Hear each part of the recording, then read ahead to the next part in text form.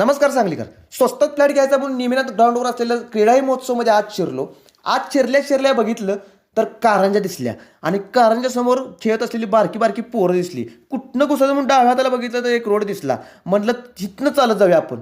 चालत जाता जाता भरपूर प्रकारचे फ्लॅट आणि भरपूर प्रकारची स्टॉल मला बघायला मिळाली. वेगवेगळ्या प्रकारची माणसं मला बघायला मिळाली.